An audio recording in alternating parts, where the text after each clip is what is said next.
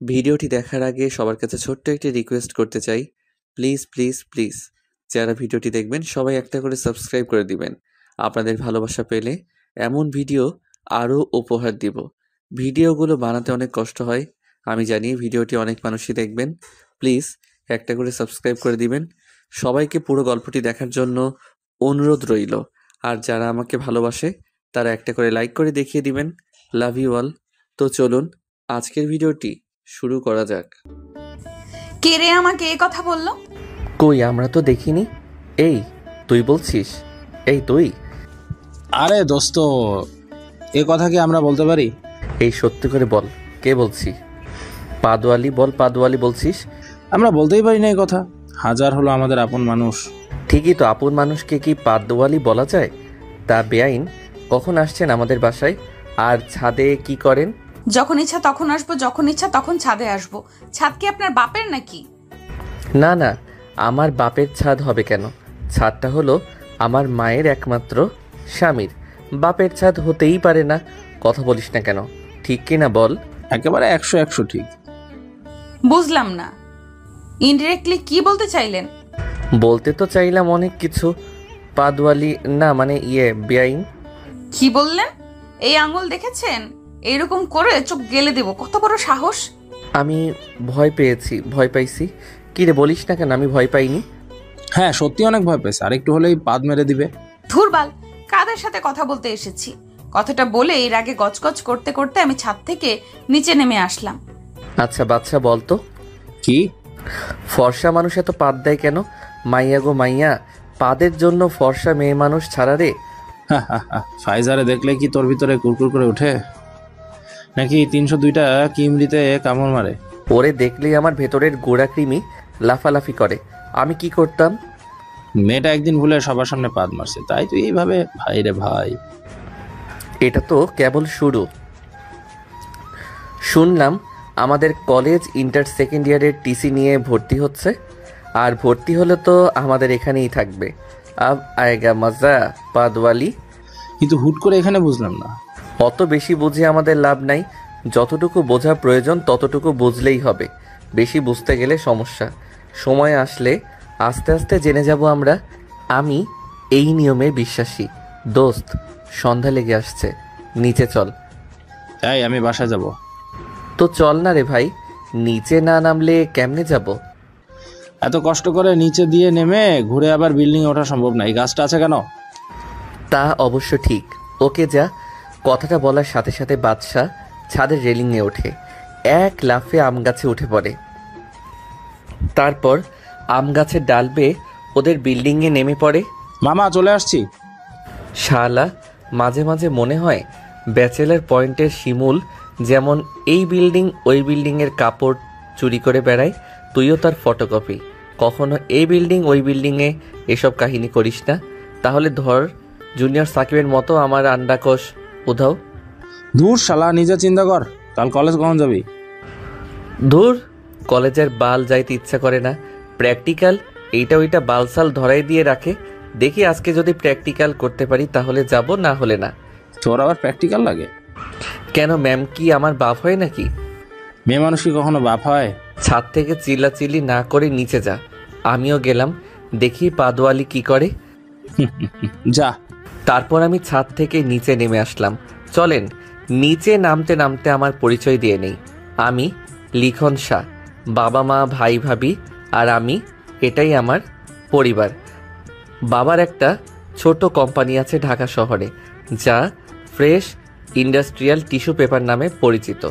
আমাদের কোম্পানিতে শুধু বিভিন্ন প্রকারের টিস্যু তৈরি করা হয় এবং তা বাংলাদেশের প্রত্যেকটি জায়গায় পৌঁছে দেওয়া হয়। মোটামুটি আলহামদুলিল্লাহ কোম্পানি আমাদের ভালোই চলে। এই ব্যবসা প্রায় 20 বছরের। এই ব্যবসার মাধ্যমে টাকায় আমাদের জমি কিনা 2 তলা একটা বাড়ি করেছে এবং এখনও ব্যবসাটা বেশ ভালোই চলমান অবস্থায়। এক কথায় মোটামুটি বেশ ভালোই চলে। মা আর ভাবি সকাল বিকালে হাঁড়ি পাতিল ঠুংঠাং করে। আশা করি বুঝতে পারছেন। ভাইয়া ইসলামী ব্যাংকে কাউন্টার ম্যানেজার হিসেবে কর্মরত অবস্থায় আছে আর আমি ঢং ঢং করে বেড়াই। ঢং ঢং বলতে ভুল, এবার ইন্টার সেকেন্ড ইয়ারে পড়াশোনা করতেছি।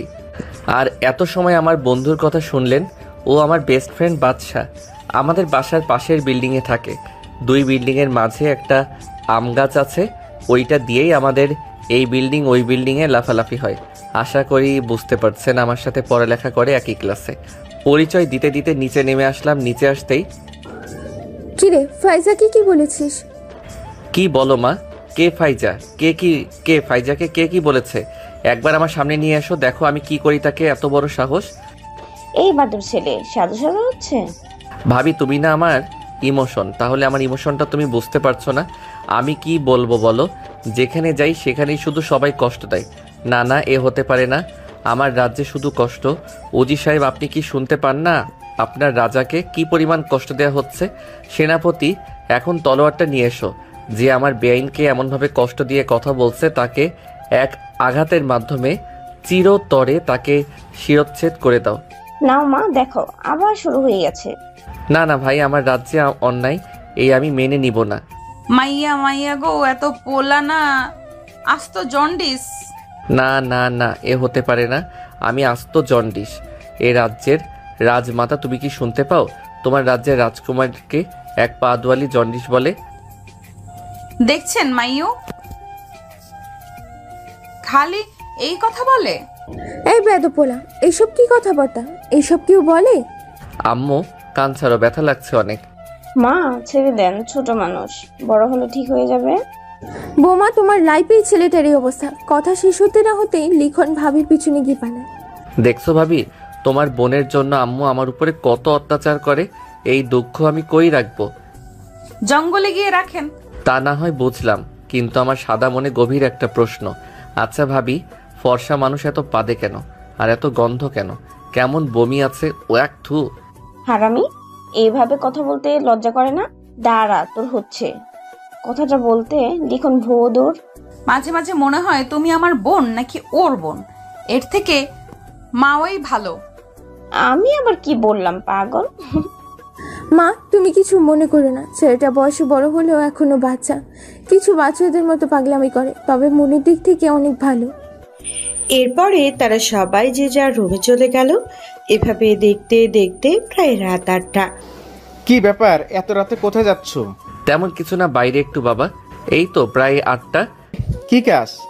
তেমন কিছু না, ওই খাতা আর কিছু দরকারি জিনিসপত্র কিনতে হবে। এইগুলো কিনতে রাতে কেন যেতে হবে? দিনের বেলা কি করো? না মানে, বাবা, উপরে মা আপনাকে ডাকছে। আচ্ছা তুমি যাও, আমি আসতেছি। মনে হয় একটু দরকারি, তাই আপনাকে নিচে ডাকতে পাঠালো। আপনি যান, আমি এই দিকটা দেখছি। আচ্ছা ঠিক আছে, কথাটা বলে আমি উপরে চলে আসলাম। কি ব্যাপার শাইলা, কি জন্য ডাকছো? কিছু কি ইমার্জেন্সি? আমার বাতের ব্যথাটা একটু বাড়ছে। কালকে ডাক্তারের কাছে যাওয়া দরকার ছিল। বড়টা তো ব্যাংকে কাজ থাকবে, তোমাকে আমার সাথে যেতে হবে। লিখনকে নিয়ে যাও, আমার তো একটু গুরুত্বপূর্ণ মিটিং আছে অফিসে কালকে। ছোটটারে নিয়ে যেতে পারলে তো তোমাকে বলতাম না। ও শুধু বয়সেই বড় হয়েছে। ওর দেখো কোনো দিক থেকে মন বড় হয়েছে। ওকে নিয়ে গেলে আমাকে ওরই দেখে রাখতে হবে। কথাটা অবশ্য ভুল বলনি। আচ্ছা বৌমা বা ফাইজা, যে কোনো একজনকে নিয়ে যাও। আমি কালকে ট্যাক্সিতে চলে যাব, বাসায় গিয়ে গাড়ি নিয়ে যেও।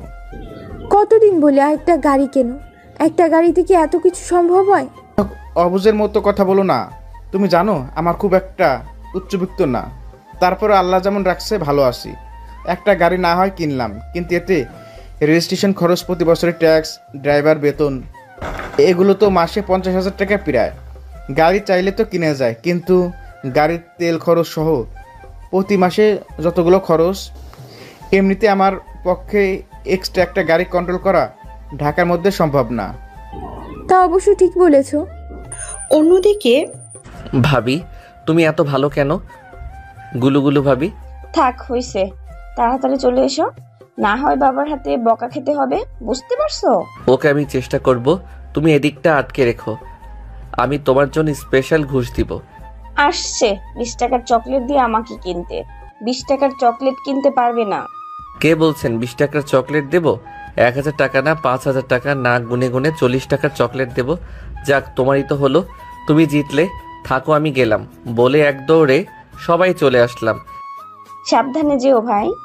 কিরে আম বাবা, বাসা থেকে বের হ। শালা তুই আমার নাম পড়ায় দিলি, কল রাখ, আসতেছি। দেখ, প্রায় 5টা মিনিট অপেক্ষা করালি। আরে বাল, নেমে আসবো তো, বল কই যাবি আজকে? চল আজকে শাহবাগে যাওয়া যাক। না, আজকে ওইদিকে যাব না, আসতে অনেক রাত হয়ে যাবে, অলরেডি 8টা বাজে। তাহলে কই যাব? স্টেডিয়ামের সামনে ঝালমুড়ি খেয়ে আসি, চল। হ্যাঁ চলো। তার আগে সজি মামার থেকে হরলিক্স পাউডার নিয়ে আসি। শালা তুই পাক্কা যাওরা। না মানে ওই আর কি। যা, আমি এখানে অপেক্ষা করছি, তাড়াতাড়ি আয়। তারপরে আমি সজি মামার দোকানে চলে যাই, 20 টাকা দিয়ে 2টা সিগারেট নিয়ে লিখনের কাছে চলে আসি। চল এবার। ধরায় নি, দাঁড়া, এনে তোকে একটা ধরায় দিই। মজা করিস? এমন জোরে লাথি মারবো আফ্রিকার সোমালিয়া গিয়ে পড়বি। ভালোই জানিস এসব আমি খাই না। আরে মজা করছিলাম। তারপরে আমরা দুজন গল্প করতে করতে হাঁটা ধরলাম। 10 মিনিট গল্প করতে করতে হাঁটতে হাঁটতে পৌঁছে গেলাম স্টেডিয়ামে। কি গিয়ে দেখি আজকে বাংলাদেশ ভার্সেস ইন্ডিয়া খেলা হচ্ছে। কিরে মামা, খেলার আগে বলবি না? দেখবি? পুরো ম্যাচ তো দেখা সম্ভব না, অনেক রাত হবে। আরে 10টা 11টা পর্যন্ত দেখব। চল আগে ঝালমুড়ি কিনে নেই, তারপর আমি আরও ঝালমুড়ি খেয়ে খেলা দেখতে যাওয়ার জন্য প্রস্তুতি নিচ্ছিলাম। আরে বেটা, টিকিট কাটার জন্য এক্সট্রা টিকিট নিয়ে আসা নি তো? তাই তো আমিও ভুলে গেছিলাম, দাঁড়া ব্যবস্থা করতেছি। কি করবি বল? আমাদের যদি খেলা দেখতে টাকা লাগে তাহলে কাদের লাগবে না বলে? হিটলারিদের সেরা কে? আমার বন্ধু লিখন শাহ। এরপরে লিখন আর বাদশাহ 3 নাম্বার গেটের পেছনে চলে যায়। গিয়ে সিকিউরিটি গার্ডের চোখে পরিষ্কার পরিচ্ছন্নকারীদের পোশাক পরে নেয় 2টা। এরপরে তারা 2জন 2 নাম্বার গেটের পেছন দিয়ে ঢুকে পড়ে। অতিরিক্ত ভিড়ের জন্য সিকিউরিটি গার্ড তাদের পোশাকের আইডি কার্ড চেক করে নাই। আর এমন চেক করে না জেনেই তারা এমন করে আগেও অনেকবার খেলা দেখেছে। তারপরে তারা অনেকটা সামনের দিকে চলে আসে। সুন্দর করে ড্রেস 2টা খুলে সাধারণ পোশাকে সিঁড়ি দিয়ে নেমে সামনের দিকে এসে খেলা দেখতে থাকে। খেলা দেখতে দেখতে তাদের সময়ের কথা যেন ভুলেই যায়। দোস্ত, এই নাজমুল হাসান শান্ত এই বালের খেলা দেখলে রাগ হয়ে যায়। দেখছিস 8 বলে 4 রান করে আউট। এটারে একাদশে সুযোগ দেয় কে? আরে বাল সিন্ডিকেট, এই জন্যই তো বাংলাদেশ টিমটা ধ্বংস হয়ে যাচ্ছে। এভাবে খেলা দেখতে দেখতে আমাদের সময়ের কথা যেন মনে ছিল না। খেলা শেষ হওয়ার 2 ওভার 4 বল আগেই হুট করে আমি ঘড়ির দিকে তাকাই। আমার চোখ যেন আকাশে এই ঘটনা দেখে 12টা 46-এ গেছে। তাড়াহুড়ো করে আমি বাবার বাচ্চা কত বাজে দেখো। ভাই রে ভাই, আজ বাসায় গেলে কেলানি খাবো আমি। তুই না বলছিলি যে 10টা, এই 16 বলে কখন 88 করতে পারবে না বাংলাদেশ? শিওর হেরে যাবে, বাসায় চল। হ্যাঁ, আমিও তো তাই বলছিলাম। এরপরে আমি আর ও তাড়াহুড়ো করে স্টেডিয়াম থেকে বের হয়ে একটা রিক্সা নিয়ে বাসায় চলে আসে। ভিড়ের জন্য আস্তে আস্তে 1:26 বেজে গেছে। আমি তাড়াতাড়ি করে প্রথম গেটটা দারোয়ান মামাকে ডেকে ঢুকলাম। দ্বিতীয় প্রবেশ গেট খোলার জন্য ভাবিকে কল দিলাম। আর বাদশা ওইদিকে ওর মতো নিজের বাসায় চলে গেছে। কল দিয়ে 2বার রিং হতেই ভাবি ধরল না, মানে ভাবি দরজাটা, কথাটা শেষ নাই হতে দরজাটাও দিক থেকে খুলে গেল। চোখের সামনের দৃশ্যটা যেন অবিশ্বাসের মতো, কারণ আমার চোখের সামনে পরিবারের সবাই দাঁড়িয়ে আছে। এত রাতে তো এখানে সবাই থাকার কথা না। তার মানে বড় একটা গন্ডগোল হয়েছে। কিছু বুঝতে না পেরে চুপচাপ বাসার ভিতরে প্রবেশ করলাম। এত রাত কোথায় ছিলে? চুপ করে আসো কেন? বাইরে ছিলাম। বাইরে কি করছিলে? বন্ধুরা একসাথে বসে গল্প করতেছিলাম। কি বিষয়ে গল্প করতেছিলে? মা বাবাকে তুমি বলো না, এত এক্সপ্লেন করতে পারবো না আমি। কথাটা শেষ নাই হতে বাবা ঠাস ঠাস করে আমার গালে 2টা বসিয়ে দিল। এই প্রথম বাবা আমার গায়ে হাত তুলছেন। আমি অবাক দৃষ্টিতে তার দিকে তাকিয়ে আছি। সে বলতে থাকলো, মিথ্যা বলতে কবে থেকে শিখলে? এই ভিডিওটা কিসের? পরিষ্কার পরিচ্ছন্ন ড্রেস পরে তুমি কোথায় যাচ্ছ? তোমার বন্ধুদের সাথে? ভিডিওটা দেখে আমি অবাক হলাম। আমি আর বাদশা যখন স্টেডিয়ামে ক্রিকেট খেলা দেখতে ঢুকতেছিলাম, ড্রেস পরে ঢুকছিলাম। ওই ভিডিওটা হাতে ঝাড়ু ছিল, চোখগুলো আমার ছানা বড়া। এই ভিডিও এখানে কি করে আসলো? করলো কে? ভাবতে অবাক লাগে, আমি এতটা ফকির যে কিছু টাকার জন্য আমার নিজের ছেলে পরিষ্কার পরিচ্ছন্নতার কাজ করছে। তাও এত এত ক্রিকেট স্টেডিয়াম মানুষের মাঝে। হাই রে, তাহলে এত কষ্ট কাদের জন্য করি আমি? এ কি আমার দেয়া শিক্ষা? আমি কি বলবো কিছু বুঝতে পারছি না। আমি একটু ডান দিকে তাকাতেই দেখি ফাইজা মুচকি মুচকি হাসতেছে। আব্বুর হাতের ফোনের দিকে তাকাতেই দেখি ফোনটা ওর। বিষয়টা আর বুঝতে বাকি রইল না। হয়তো ওই ভিডিওটা করে আব্বুকে দেখাইছে যে পরিবারের সবাইকে। রাগেতে আমার শরীর টকবক করতে লাগলো। তোর সব কিছুতেই প্রশ্রয় দিছি, এমনটা আমি আশা করিনি, কল্পনাও করিনি। কি জন্য এমনটা করছিস? কথাটা বলে শায়লা বেগম একটা জোরে থাপ্পড় মারে। বল। তারপর আমি শুরু থেকে সবাইকে ঘটনাটা খুলে বলি কেন এমন করছি। ভাই, তোমাকে কি আমরা টাকা পয়সা কম দেই এমনটা করলে? যখন যার লাগছে আমরা তো দিচ্ছি।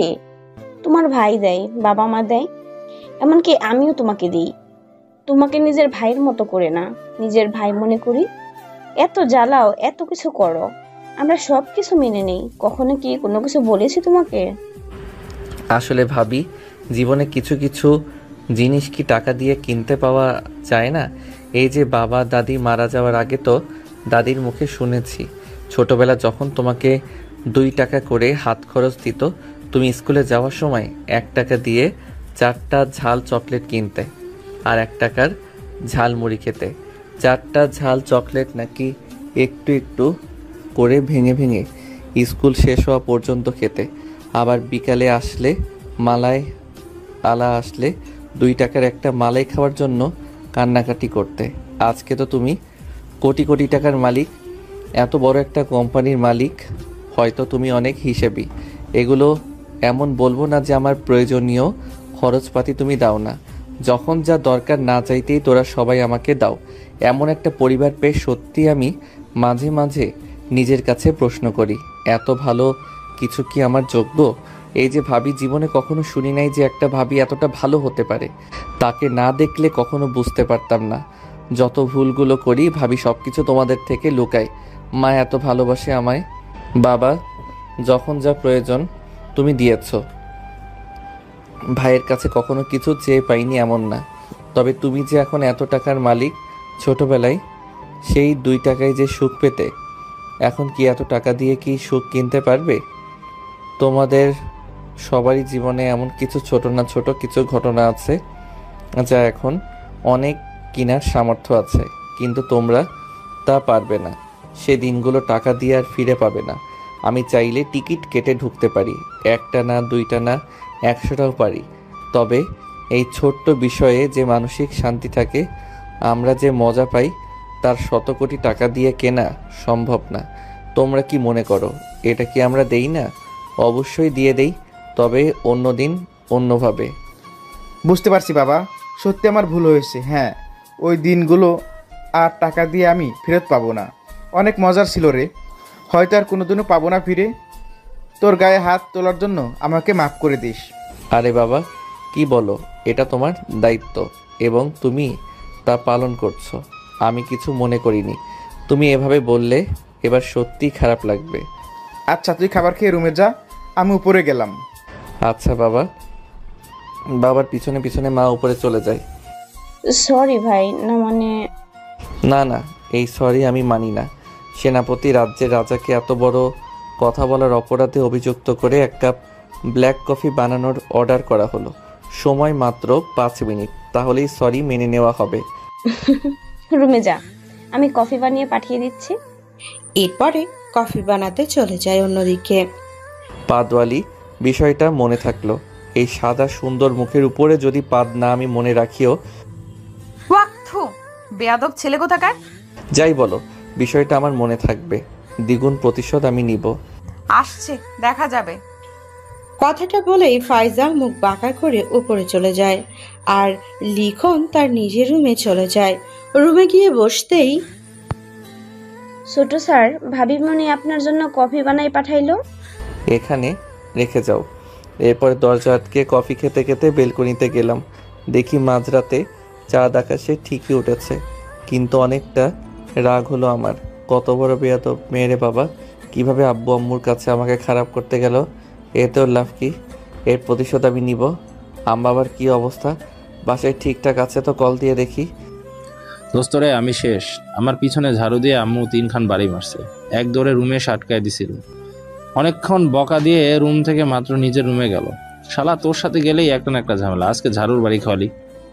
ঠিক আছে শালা আম বাবা, তোরে বলছিলাম না সময়ের দিকে খেয়াল রাখিস। খেলায় এত মগ্ন হয়ে গেলি যে এত বেঁচে গেল। যা হয়েছে তো হয়েছেই, এখন সান্ডার তেল মালিশ কর। দূর শালা, এই তেল তো বাসরাতে মালিশ করতে হয়, তাহলে কপিলের জাপানি ইঞ্জিন শক্ত হয়। তোর পেছনে আন্টির আরও 2টা মারা উচিত ছিল, তাহলে তোর অস্ট্রেলিয়ান ইঞ্জিন ভালো থাকতো। কথাটা বলে কফিটা শেষ করলাম আস্তে আস্তে। অনেক টায়ার্ড হয়ে গিয়ে ঘুমিয়ে পড়লাম রাত্রে। আর খাওয়া হলো সকালবেলা। কি রে লিখন, উঠবি না? মা সকালবেলা তো চিল্লাচিল্লি কেন করো? আরে উঠ, ফ্রেশ হয়ে খেয়ে নে, আজকে তো তোদের কলেজ আছে। হ্যাঁ আছে তো। তো মানে কলেজ যেতে হবে না? হবে তো মা, তুমি যাও, উঠতেছে। তাড়াতাড়ি আসিস, আমি ডাইনিং এ খাবার বেড়ে রেডি করছি। আচ্ছা। 1 ঘন্টা পর। সবাই তো চলে আসলো, লিখন কই? কালকের বিষয়টা নিয়ে কি রাগ করেছে আমাদের উপরে? তোমার যে ছেলে, ওর জুতা দিয়ে মারলেও কি দাঁত কেলানো বন্ধ হবে? বল তুই। অপরদিকে ফাইজা কথাটা শুনে মুচকি মুচকি হাসছে আর খাবার খাচ্ছে। বৌমা, একবার গিয়ে দেখো তো কি অবস্থা। বাবা আপনি খেতে থাকেন, আমি যাচ্ছি। ঠিক আছে। এরপরে যে যার মতো খাবার খেতে থাকে। লিখনের ভাবি চলে যায় তাকে ডাকতে। এই লিখন উঠে পড়, 9টা বেজে গেছে, খাবার টেবিলে সবাই ওয়েট করছে। কি বলো ভাবি, তুমি আমাকে আগে দেখবা না? 1 ঘন্টা আগে না মা ডেকে গেছে। আরে আমি ভাবছি ওটা স্বপ্ন। থাপ্পড় চিনিস, তাড়াতাড়ি খেতে আয়। তারপরে ভাবি চলে যায়, গিয়ে খাবার খেতে বসে। তার একটু পরে লিখন ফ্রেশ হয়ে খাবার খেতে চলে আসে। এই হারামজাদা, তোরে কখন থেকে ডাকছি? থাক, না মানে খাবার খেতে বই। আমি চুপচাপ টেবিলে খেতে বসে পড়ি। টেবিল দেখে মোটামুটি সবাই আমার পছন্দই খাবার, কিন্তু এই যে প্রতিদিনের নেই, ডাইনিটারে দেখলে মেজাজটা খারাপ হয়ে যায়। খাবার খেতে বসলেই আইসে খাটাস বেটা। লিখন ও ফাইজা একে অপরের গোষ্ঠী উদ্ধার করতে থাকে বিড়বিড় করে, আর চুপচাপ খাবার খেতে থাকে, আর দুইজন দুইজনের দিকে আর চোখে তাকাতে থাকে। বাবা কোম্পানির সাইডটা কেমন যাচ্ছে? মোটামুটি রে, আগের তুলনায় ডাউন। এদিকে দেখলে ওইদিকে দেখতে পারি না, আবার ওইদিকে দেখলে এইদিকে। দেশের মানুষ কতটা স্বার্থপর বুঝেছি তো। সুযোগ পাইলে নিঃশ্বাস নিতে একটু দেরি করলেও চুরি করতে 2বার ভাবে না। তা অবশ্য ঠিক। তোরে কত করে বললাম, জবটা ছেড়ে দে, কোম্পানি দেখাশোনা কর। বাবা তুমি শুরু থেকেই তো জানো আমার ব্যাংকের জব করার ইচ্ছা। তাছাড়া সরকারি ব্যাংকে এত ভালো একটা পজিশনে জব কেমনি ছাড়বো বলো? আর আগ্রহ হয় না। তাছাড়া লিখন তো আছে, ও তোমার হাতে একটু আগে দিলি তো হয়। ভাই এই জিনিসগুলো ভালো লাগে না। এর মধ্যে আমাকে কেন টানতেছে? এই সবের মধ্যে আমি নাই। আরে ভাই তোর তো এখন আমি কিছু করতে বলতেছি না। পড়ালেখা কর, পাশাপাশি বাবার সাথে একটু ভালোভাবে হেল্প কর। পড়ালেখা শেষ করে তারপর দেখা যাবে। মা ভাবি দেখছো, এবার কিন্তু আমি রাগ করব। আরে আমি তো ভালো কথা বললাম। থামো তো তুমি, ও ছোট মানুষ, এখন এসবের জন্য বড় হয় নাই। আচ্ছা আপু কতটা ছোট, এখনো কি ফিডারে দুধ খায়, কিং কোম্পানির দুধ খায়? আমাকে বলো, আমি একটু খেয়ে ছোট হতে চাই। কথাটা শুনে সবাই হা হা করে হাসতে থাকে, এমনকি লিখনের বাবাও মিটিমিটি করে হাসতে থাকে। একদম না, কেউ হাসবে না। আমি কি হাসতে পারি? আমার ছোট্ট ফিটার খাওয়া ছেলে। কথাটা বলে যে মিট মিট করে হাসতে থাকে, লিখনের চোখে তা এড়ায় না। মা তুমিও? ওরে কটকটি, দেখবো দেখবো সব সুদে ফেরত নেব। ব্রয়লার মুরগির বড় বড় আন্ডা করবে, দেখা যাবে। বড় বড় আন্ডা কেন? গরম আন্ডা পারলেও দেখা হবে। এখানে তোমরা খাবার খাও সবাই। এভাবে মিনিট 2 চুপ ভালোই চলে। এর মাঝে হুট করে মা মাছটা দাও তো। এই নে। লিখন মাছের গামলাটা হাতে নিতেই নাক দিয়ে শুকতে থাকে। কিরে খাবি নাকি? এভাবে কি করিস?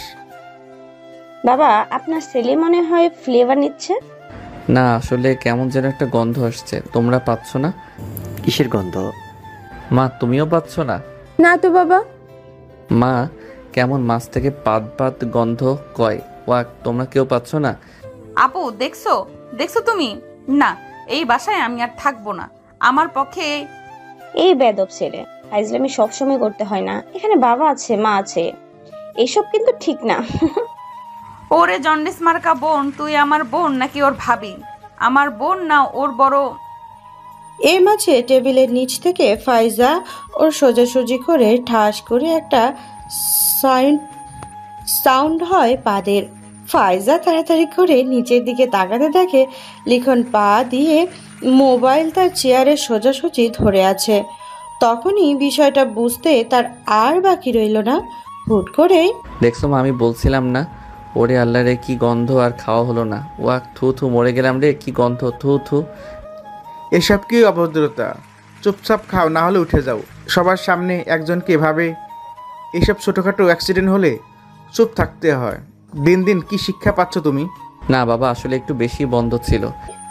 এরপর চুপচাপ সবাই খেতে থাকে, কিন্তু ফাইজা আর খাবার না খেয়ে রুমে চলে যায়, গিয়ে বসে। কুত্তা লিখন রে, তোরে আমি এমন শিক্ষা দিব সময় আসলে হারে হারে মনে থাকবে। আমি ভুলবো না এই অপমান, সব আমার মনে থাকবে, হারে হারে মনে থাকবে। এরই মাঝে খাবার শেষ করে ভাবে ওইখানে চলে গেছে। রাগ করিস না বোন, আসলে ও একটু বাদর টাইপের তো, দেখছিস তো সবার সাথে দুষ্টুমি করে বেড়ায়, কিছু মনে করিস না। পক্ষপাতিত্ব করতে চলে আসলে বেশ ভালোই, আর দাঁত কেলায় হাসতে। থাম তুই, আমি ইচ্ছে করে হাসিনি। এসব কথা শুনলে যে কেউ হাসবে। রেডি হয়ে কলেজে যাও, আজ বিকেলে আমি আমার বোনকে নিয়ে শপিং করতে যাব। সত্যি আপু? হুম। এই না হলে আমার লক্ষ্মী আপু। ঠিক আছে। ভর্তি তো 2 দিন আগে কলেজে করাই দিল তোর দুলাভাই। যদি কোনো সমস্যা হয় তাহলে অবশ্যই বলবি। আর লিখন তো ওই কলেজেরই, ফাজিল হতে পারে, কিন্তু কোনো সমস্যা হলে অবশ্যই ওকে জানাবি, ও সাহায্য করবে। আর তা না হলে দুলাভাই আছে, খুব বেশি কারোর সাথে মিশতে যাবে না। ঢাকা শহরের মানুষ খুব বেশি একটা ভালো না, তুই যেমন ভাবিস নি সবকিছু তেমন হবে না, বুঝতে পারছিস বিষয়টা?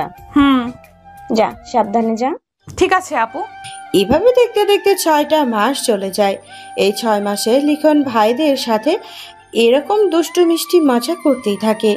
লিখন বেশ ভালোই মজা পায়, কিন্তু এতদিনে ফাইজার এসবে লিখনের ওপরে প্রচন্ড পরিমাণে বিরক্ত। এমন অবস্থা যে 2টা থাপ্পড় মারতে পারলে শান্তি পাবে, কিন্তু সেটা পারবে না। এরপর লিখন আগের মতোই বাসায় এরকম দুষ্টুমি করে বেড়ায়। একদিন, কিরে, টেস্ট পরীক্ষা তো চলে আসলো, আড্ডা দিবি নাকি পরীক্ষায়? কি বই আছে তাই তো জানি না। আরে মনা 25 দিন আছে। আমি ওই একই টেনশন, কি দিয়ে কি বাল করবো বুঝতে পারছি না। সারাদিন টাঙ্কি মেরে বেড়ালে কি হবে? এখানে ওখানে ফিল্ডিং মারা। হারামখোর নেংটি দূরে শালা, তোর লগে থাকতে থাকতে আমারও একই অবস্থা। তুই নিজে আমাকে এমন করছস। এখন ভালো সাজার অভিনয় করলে মিডিল স্ট্যাম্পে কিন্তু রোড সার্ভিসিং করে ওই যে কালো কালো বিভিন্ন উপকরণ দিয়ে রোডের উপর দিয়ে যে জিনিসটা দিয়ে ডলা মারে না, ওই রোলার মেশিন দিয়ে কিন্তু ডলা মারবো। আরে থাম তোরা, তুই সারাক্ষণ ফক ফক করিস। ওইদিকে দেখ, ওটা তোর শালি না, মানে তোর বাবির বোন না? মিরাজ ভাইয়ের সাথে কি করে? আমি ওর দিকে তাকাতেই না চাইতে মুখ দিয়ে মাশাআল্লাহ শব্দটা বের হয়ে যায়, কেননা আমি যেন সামনে এক অপূর্ব সুন্দরী রূপবতী মায়াবতীকে দেখি। তার হাত পা মুখ সারা বডি যেমন সাদা দুধে আলতা গায়ের রং, তার উপরে সাদা কালারের 3 পিস পরছে, তার উপরে সাদা ওড়না, ঠোঁটে হালকা গোলাপি লিপস্টিক, চোখে হালকা কাজল দেওয়া এবং চোখের 2 দিকের কোণায় হালকা ছোট করে টান করা কাজল দিয়ে, মাথায় কালো কালারের সানগ্লাস, উঁচু করে খুঁজে রাখা হাতে ব্ল্যাক কালারের ঘড়ি এবং সাদা জুতা। সব মিলিয়ে এক অপূর্ব সুন্দরী লাগতেছিল, বলার বাইরে। আমি যেন এক অদৃশ্য জগতে হারিয়ে গেলাম, শুধু তাকিয়ে আছি। কিরে, এভাবে তাকিয়ে থাকলে তো প্রেমে পড়ে যাবি, সাবধান বন্ধু। ওই আরে না, এমন কিছু না, যত সব উল্টাপাল্টা ভাবনা। আরে বাল, এসব চিন্তা ভাবনা বাদ দে। কিন্তু ওই মেয়ে ওই ছেলের সাথে কি করে? জানিসই তো সিলেটটা কতটা ডেঞ্জারাস, পুরো এলাকা তার ভয়ে কাঁপে। ছাত্রলীগের টর্চার রাজনীতির সাথে জড়িত, মানুষকে কিভাবে অত্যাচার করে জানিস না? আর ওরা মেয়েকে তো টিস্যু পেপারের মতো ব্যবহার করে। একটা কিছু করে দিলে তখন কিন্তু হাজার লোক ধরেও কুল পাবি না। কাল যদি ওর গায়ে একটা কলঙ্কের দাগ দিয়ে দেয়। বন্ধু, কথাটা তুমি ভুল বলনি, একেবারে 100 কথার এক কথা। লিখন, এখনো সময় আছে, নিষেধ কর। কিন্তু ও কি শুনবে? যখন একটা কিছু হয়ে যাবে তোর ভাই ভাবি বাবা মা তো তোরাই ধরবে, বলবে তুই থাকতে কলেজে কিভাবে কি হলো, তারা কিছু জানলো না। এটা কলঙ্কের দাগ পড়লে তো তোর বাবা মা ভাইয়ের উপরে পড়বে, বলবে এর আত্মীয় অমুক, প্র্যাকটিক্যালি তোর বাবার নামটা উচ্চারণ হবে। দেখ এখন যা ভালো মনে করিস। দাঁড়া, বিষয়টা দেখতেছি। কথা অবশ্য ভুল বলিসনি। এরপরে লিখন আর ওর বন্ধুরা মিলে ওদের সামনে যায়। কি ব্যাপার, তুমি এখানে কি করো? ফাইজা, এই ছেলে কে? আরে তোমাকে না বলছি 24 ঘন্টা আমাকে ডিস্টার্ব করে?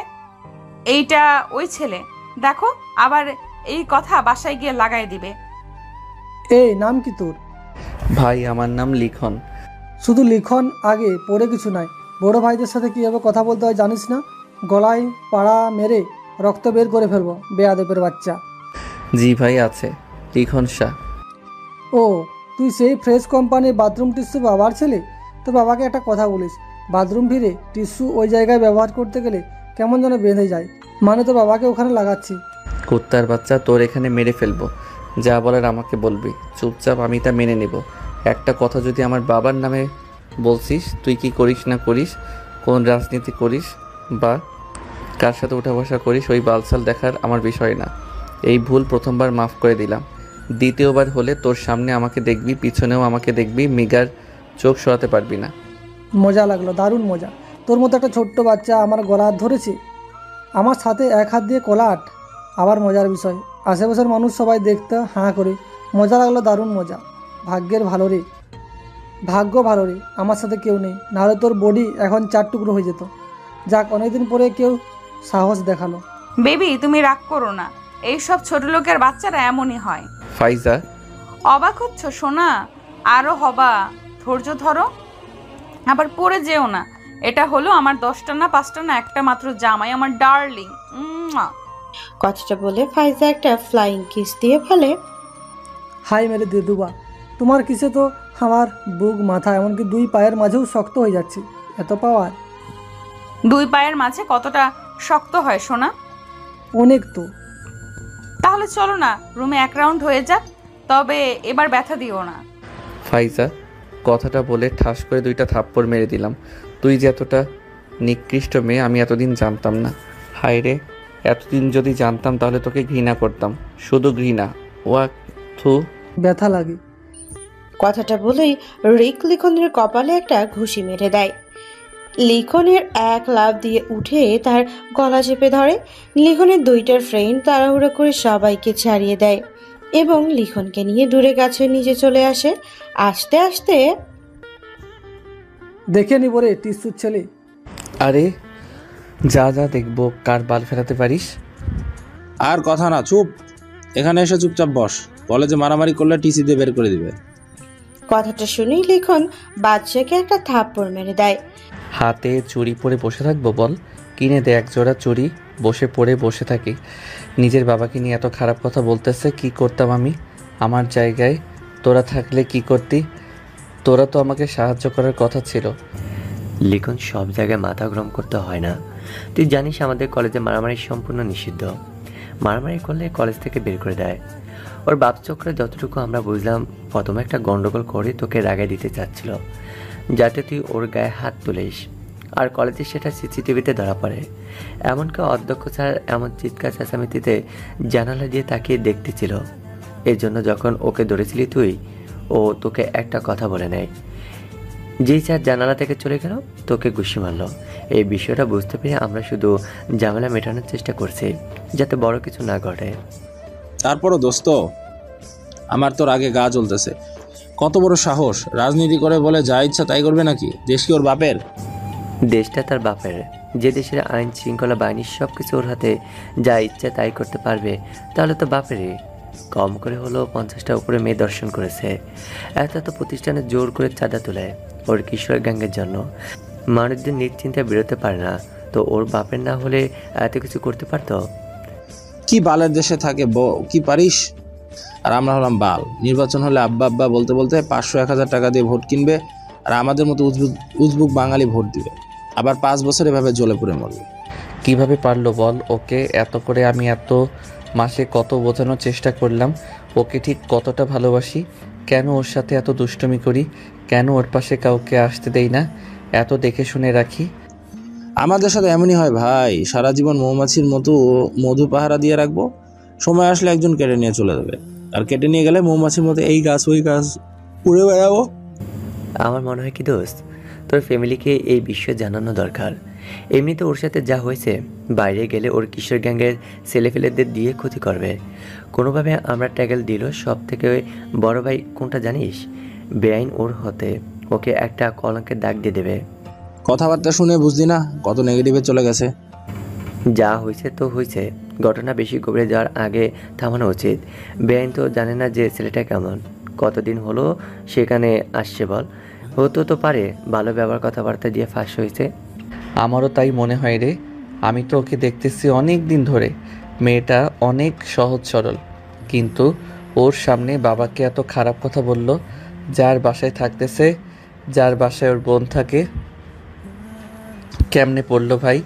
আজকে ক্লাস করব না, বাসায় চল, তোরা সবাই চল আমার বাসায়। তারা সবাই একসাথে বাসার দিকে রওনা দিল। হ্যাঁ বল লিখন। খুব দ্রুত বাসায় চলে আসো, বড় সমস্যা হয়ে গেছে। কি হয়েছে? হ্যালো হ্যালো কল কেটে দিল। ও তো এত গভীর গলা কখনো কথা বলে না। কি হলো রানী সাহেব? আমি বাসায় যাচ্ছি, ইমার্জেন্সি আমার বাসায় সম্ভবত কিছু হয়েছে। ব্যাংক ম্যানেজারকে বলার সময় আমায় হচ্ছে না, আপনি একটু এদিকটা দেখেন। রাফও বাসার উদ্দেশ্যে রওনা দিল। ব্যাংকটা বাসা থেকে কাছাকাছি হওয়াতে লিখনের আগে রাফ বাসায় পৌঁছে গেল। সে বাসায় এসে কলিং বেল দিল। লিখন, কই লিখন? এত চিল্লাচিল্লি কেন? কি হয়েছে? লিখন আমাকে কল দিয়ে এমনভাবে বলল যে বাসায় বড় কিছু হয়েছে। আমি তাড়াতাড়ি ব্যাংকের কাজ ফেলে ছুটে বাসায় চলে আসলাম। না তো, তেমন কিছু হয়নি। এবার একটু বেশি বেশি হয়ে যাচ্ছে। ছেলেটা মজা করতে করতে মাথায় উঠে যাচ্ছে। এইসব বিষয় নিয়ে কি কেউ কি মজা করে? আসুক এবার, ওর একদিন কি আমার যে কয়দিন লাগে। মেজাজটাতে আবার সত্যি খারাপ হয়ে যাচ্ছে। লাই দিতে দিতে মাথায় তুলে ফেলেছ। কিছু বলি না বলে সব কিছু মজা না। আমিও বসলাম, আজকে ওর একদিন আমার একদিন। এইভাবে দেখতে দেখতে আরো 20টা মিনিট চলে যায়। 20 মিনিট পরে কলিং বেল বাজে। কলিং বেল বাজতে গিয়ে দরজা খুলে তাই লিখনের ভাবি, আর চুপচাপ গিয়ে লিখন বাম হাতে কলেজের ব্যাগটা ধরে রুমের মধ্যে প্রবেশ করে। তার মুখে একটা কথা নেই। তার পেছনে পেছনেই লিখনের 2 বন্ধুও প্রবেশ করে। অনেক সাহস হয়েছে তাই না? সবকিছু নিয়ে মজা। জোরে তোমার 32টা দাঁত ফেলে দেবো বেয়াদব। সব কিছুতে প্রশ্রয় দিই বলে এই না যে বাচ্চাদের মতো জানা তা বলবা করবা। কখন কি করতে হয় জানো না? হ্যাঁ হ্যাঁ, আমি বাচ্চা, তোমাদের তাই মনে হয়? একটু নরমভাবে কথা বলি বলে এই না যে আমি বাচ্চা। সবাইকে হাসি খুশিতে মাথাতে রাখি বলে এই না যে আমি বাচ্চা। কথাটা বলেই হাতের ব্যাগটা দেওয়ালে জোরে ছুঁড়ে মারে এবং সে একটু ঘুরেই দেওয়ালে থাকা 32 ইঞ্চি এলইডি টিভি হাত দিয়ে জোরে একটা ঘুষি মারে। টিভির কাঁচ ভেঙে খণ্ড খণ্ড হয়ে যায়। তার হাত দিয়ে টপ টপ করে রক্ত পড়তে থাকে এবং সে হাতকে উপরে তুলে সে ঝাঁকিয়ে কথা বলতে থাকে। মজা করি বলে এই না যে সব বিষয়ে মজা করব। তোমাদের কি এতটাই দায়িত্বহীন মনে হয় আমার? চোখের সামনে তাদের সাদা সিধে সব সময় সবাইকে হাসি খুশি করা দুষ্টুমি ছেলেটার এই রূপ দেখে সবাই যেন আটকে ওঠে। কিছুতেই বিষয়টা বুঝতে পারে না। সবকিছু তাদের কাছে যেন কল্পনার মতো লাগতে থাকে। এরই মাঝে সাহেলা বেগম এগিয়ে গিয়ে তার নিজের কাপড় দিয়ে লিখনের হাত পেঁচায় ধরে। একটু শান্ত হও বাবা, কি হয়েছে খুলে বল। এরপরে লিখন একটু সময় চুপ থেকে সমস্ত ঘটনা খুলে বলে। ঘটনাটা শুনে তাদের চোখ যেন ছানা পড়া, তারা যেন আকাশ থেকে পড়ে। তাই তোমাকে সবকিছুতে প্রশ্রয় দেই বলে এমন না তোমার এসব কথা মেনে নেব। আমার বোনের নামে এইসব কথা বলার আগে তোমার ভেবে বলা উচিত ছিল। আমার বোনকে আমি চিনি, যে কখনো এমন কিছু করতে পারে না। আমি ছোট থেকে নিজ হাতে বড় করেছি, তার সাথে থাকি। ভাবে কিছু মনে করবেন না, আমি জানতাম এসব হবে। আপনারা বিশ্বাস করবেন না, এই সমস্ত ঘটনা আমি পিছন থেকে চুপচাপ ক্যামেরা দিয়ে নিচ থেকে রেকর্ড করেছি। এই ভিডিওটা আপনারা দেখেন, বুঝতে পারবেন। এরপর আমি সমস্ত ভিডিওটা সবাইকে দেখাই। বৌমা, তোমার বোনের মুখের কি ভাষা! এই শিক্ষা তোমার মা দিছে? আর এমন মেয়েকে আমরা আদর যত্ন করে বড় করছি, ফ্রি ফ্রি বসায় বাড়িতে রাখছি। তোমার বোনের সামনে আমার বাবাকে এতগুলো কথা বললো, তোমার বোন সেই ছেলের সঙ্গ দিল। সিসি নীলা, আমি ভাবতেই পারছি না আমি কোন করে বিয়ে করছি। তোমরা ভাবিকে কেন এসব কথা বলছো? এখানে ভাবির কি দোষ? সে তো আর এই বিষয়ে জানে না। আর একজনের দোষ কেন একজন নেবে? একটা কথা বলবা না ভাবিকে? এসব কথার মাঝে আমার ফোনের কলিং বেল বেজে উঠল। আমি বাঁ হাত দিয়ে ফোনটা হাতে নিতেই একটা আননোন নাম্বার থেকে কল। ফোনটা রিসিভ করতেই অপর পাশ থেকে আসসালামু আলাইকুম। ওয়ালাইকুম আসসালাম। কে বলছেন? কোথা থেকে? ভাইয়া, এখন এত কিছু বলার সময় নেই। আমি ফাইজার ফ্রেন্ড সিনফা বলছি। ভাইয়া, আমি আর ফাইজা রাস্তা দিয়ে বাসার দিকে যাচ্ছিলাম। হঠাৎ করে একটা গাড়িতে এসে ওই যে রাজনীতি করে রিক আছে না, জোর করে ফাইজাকে তুলে নিয়ে গেল। আমি অনেক আটকানোর চেষ্টা করলাম, কিন্তু আমাকে ধাক্কা দিয়ে জোর করে। এক মিনিট। ওই ছেলে জোর করে কেন তুলবে? ওই ছেলের সাথে তোর রিলেশন ছিল, তাহলে জোর করে তোলার তো কোনো প্রশ্নই আসে না। বিষয়টা বুঝতে পারলাম না। আপনাকে যে বিষয়টা বোঝানো হয়েছে সম্পূর্ণ ভুল এবং উল্টো। আসলে ভাইয়া, ওই দিন আপনার ওই যে দুটো ফ্রেন্ড আছে না, বাদশা আর একটা কি যেন নাম, ওই কদম ফুল গাছের নিচে আপনার ব্যাপারে কথা বলছিল, যে আপনি ফাইজাকে এত লাভ করেন, এত কেয়ার করেন, দেখে শুনে রাখেন। আপনার পেছনে এত মেয়ে ঘুরে, তাও পাত্তা না দিয়ে ওই মেয়ের পেছনে পড়ে আছেন। এই ব্যাপারটা আমি শুনে ফেলি। পরে ফাইজাকে গিয়ে বলি। ফাইজা এ কথা শুনে অনেক হাসতে থাকে আর বলতে থাকে। ফ্ল্যাশব্যাক। সোনার চান পিতলা ঘুঘু, তাই তো বলি এত জ্বালাও কেন আমাকে? শালা, তোর জন্য শান্তি মতো খাবারও খাইতে পারি না। আমি সব প্রতিশোধ নেব, এমন ভাবে এর প্রতিশোধ নেব হারে হারে বুঝবে। মাসের পর মাস তোকে যন্ত্রণা দিব, দেখতে থাক। দোস্ত, খবরদার উল্টোপাল্টা কিছু করিস না, পরে কিন্তু অনেক পস্তাবি। সেটা পরে দেখা যাবে, বুদ্ধি তো চরম একটা আছে। তা কি বুদ্ধি বল? রিক আসে না, অনেকদিন ধরে আমার পেছনে পড়ে আছে। আমি যতটুকু জানি ওই ছেলের অনেক পাওয়ার। ওই ছেলের সাথে ভালোবাসার অভিনয় করে এমন টাইট দিব ওরে, সারা জীবন মনে থাকবে। খবরদার এ ভুল করিস না, ছেলে কিন্তু অনেক খারাপ, ব্যাকগ্রাউন্ড অনেক খারাপ, মেয়েদের টিস্যুর মতো ব্যবহার করে, রাজনৈতিক পাওয়ার অপব্যবহার করে, মানুষকে খুব অত্যাচার করে, মানুষকে মানুষ মনে করে না। প্রথম 2 লাইন ভুলে যায়, আমিও কম না। প্রথমে ওইসব হতে দিব না, শেষের লাইনগুলো ঠিকই ব্যবহার করব। দোস্ত প্লিজ না, একটা কথা বলবি না। এমন করিস না, পস্তাবি। ফ্ল্যাশব্যাক শেষ। তুমি তো আগে লুকিয়ে কথা বলতে পারতে। আমি বলতে চাইছি ভাই, অনেক নিষেধ করেছে ও, তাই আমি বলতে পারিনি। ভাই, ওরে খুব খারাপভাবে তুলে নিয়ে গেছে, প্লিজ ওরে বাঁচান। আমি জানতাম এমন কিছু হবে, কিন্তু কিছুতেই ওরে বোঝাতে পারিনি। চিন্তা করো না। তুমি কই যেন গেছে ওরা? তা তো জানি না, তবে গাড়িটা পুরাতন খোলা মাঠের গোডাউনের দিকে গেছে। চিন্তা করো না, আমি দেখতেছি। ফোনটা এত সময় লাউডে ছিল, আননোন নাম্বার, তাও এই সময়, তাই লাউডে দিছিলাম। তুই একা যাস না, খবরদার। ওরা লোক কিন্তু ভালো না। সেটা পরের কথা। আজকে হয় ও বাঁচবে, না হয় আমি। এর বাইরে কোনো কথা নেই। ওকে আজকে আমি এমন মারা মারবো, নিজের নাম ভুলে যাবে। কথাটা বলে আমি বাসা থেকে বেরিয়ে আসলাম। এই বাদশা, এই নে চাবি, গ্যারেজ থেকে বাইক বের করে আন।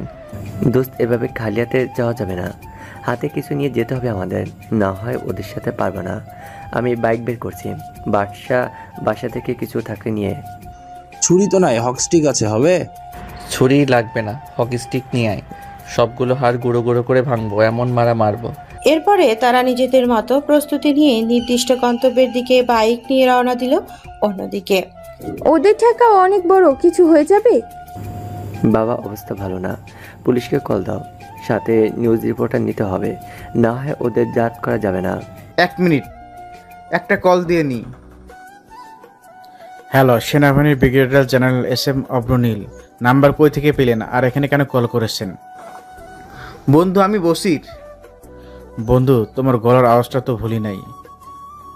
এত খুললে পরিচয় দিতে হবে না। কি অবস্থা, কেমন আছো? বন্ধু, এসব কথা পরে হবে।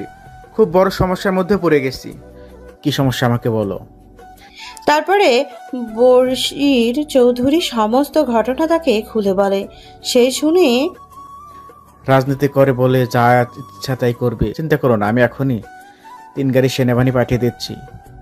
তুমি জায়গাটা অ্যাড্রেস সুন্দর করে টেক্সট করে একটা নাম্বার দিচ্ছি, ওই নাম্বারে পাঠিয়ে দাও। খুব বেশি সময় নাই, তাড়াতাড়ি করো। চিন্তা করো না। বাবা, আমার সাংবাদিককে কল দেওয়া শেষ, এখন চলো, আমাদের যেতে হবে। তা তো যেতে হবে। ড্রাইভারকে গাড়ি বের করতে বলো। ওগো, আমিও যাব তোমার সাথে।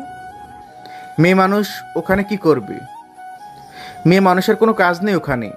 তাড়াতাড়ি যাও, আমার ছেলেটা ক্ষতি করে ফেলবে। তারপরে যে যার মতো নির্দিষ্ট লোকেশনের উদ্দেশ্যে রওনা দেয়। অন্যদিকে কি ব্যাপার, এমন লাফালাফি করলে হবে সোনা? আমরা তো খেলবো, অনেক মজা সোনা। তুই কাজটা ভালো করিস নাই, এর পরিণাম কিন্তু অনেক খারাপ হবে। আমি কিন্তু বাইরে বের হয়ে ধর্ষণ মামলা করব তোর বিরুদ্ধে। তাই নাকি? তোমাকে ঠিক তত সময় কোপাবো যত সময় না তুমি মাঝখান দিয়ে ব্লাড ভাঙতে ভাঙতে মারা যাও, আর শেষে না হয় মেরে পায়ে বালির বস্তা দিয়ে বুড়িগঙ্গায় ফেলে দিলাম। তুমি 51 নাম্বার, এর আগেও 50টার উধাও করে দিয়েছি, কেউ কোনো বালু ছিঁড়তে পারলো না। আমাকে ছেড়ে দে বলছি। এই কোথায় আনছিস? এই পুরাতন গোডাউনে কেন আনছিস? কেন বোঝো না? দুধু খাও। তখন না বললা শক্ত কেন? ব্যথা দিব কি না, কি মনে করেছিস ছেড়ে দেব? কুত্তার মতো ছেড়ে ছিঁড়ে খাবো। শুধু আমি না, এখানে যে 10 থেকে 15 জন দেখছি সবাই খাবে। শুধু পার্থক্য আমি আগে, তারপরে এই বক্সে জোরে গান বাজা, সাথে সাউন্ড বাইরে না যায়, এমন মাইর দিব রে। তোর বিচার খুব খারাপভাবে হবে, অনেক খারাপভাবে তুই মরবি, মনে রাখিস।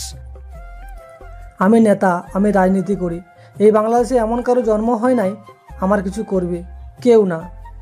তখনই লিখন গিয়ে রিক যে হাত দিয়ে ফাইজাকে টানাটানি করছিল, লিখন হক স্টিক দিয়ে সেই হাতের উপরে এত জোরে মারে, ব্যথাতে ও মাগো বলছে ছুটে পড়ে যায়।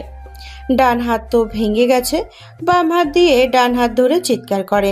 তখনই চিৎকার শুনে সামনে থেকে ওরা গান বাজনা বন্ধ করে, পেছনের দিকে দেখায়, তাকিয়ে ছুটে আসে। লিখন ও তার 2 বন্ধু ছুটে গিয়ে তাদের সাথে হক স্টিক দিয়ে মারামারি শুরু করে। কিন্তু সময় লিখন ও তার বন্ধুরা তাদের ভালোভাবে মারলেও পরে প্রতিহত করতে পারে না। তারা সবাই মিলে তাদের 3 জনকে ধরে ফেলে, কিন্তু লিখনের মধ্যে যেন আজকে অন্য রূপ ধারণ করেছে।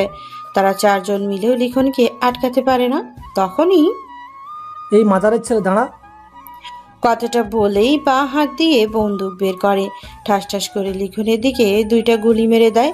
রুমের মধ্যে গুলির শব্দ শুনে সবাই আতকে ওঠে, কিন্তু লিখন গুলি লাগা শেষ মুহূর্তেও সরে যায়। 2টা গুলি গিয়ে রিকের সহকর্মী 2 জনের গায়ে লাগে।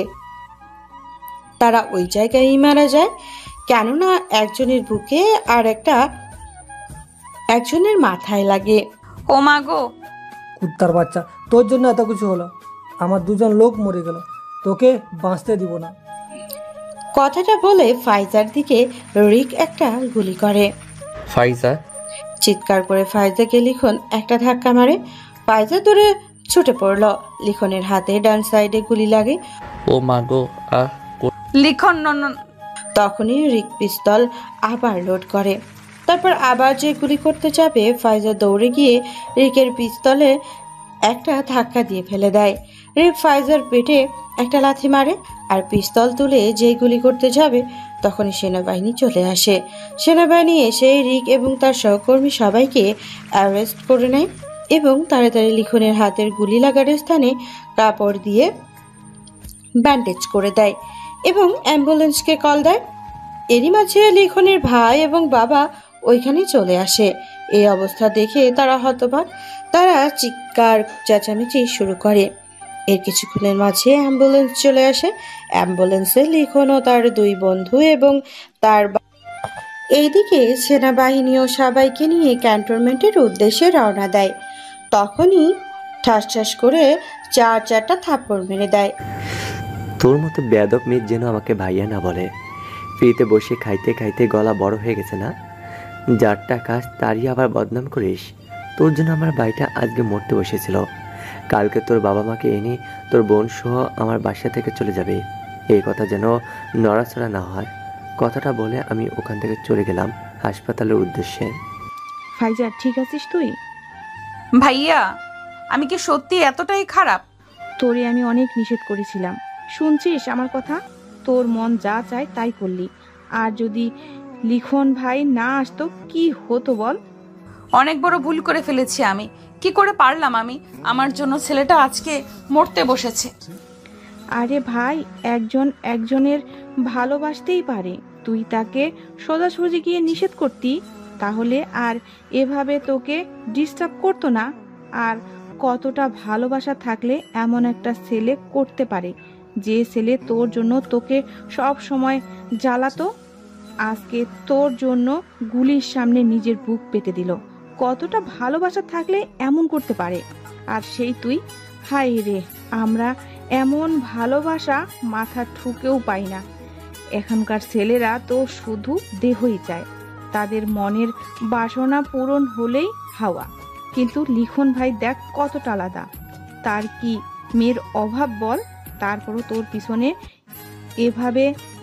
ফাইজা, তোর থেকে এমনটা আশা করিনি। ওর বাপের কি টাকা পয়সা কম আছে নাকি ওর পরিবার খারাপ? যতটুকু শুনছি তোর বোন নাকি বাড়িতে অনেক ভালো আছে। তাহলে আমাকে এভাবে লজ্জা দিস না রে। আমি অনেক ভুল করেছি। ও কি আমাকে মাফ করবে বল? দেরি করিস না, হাসপাতালে।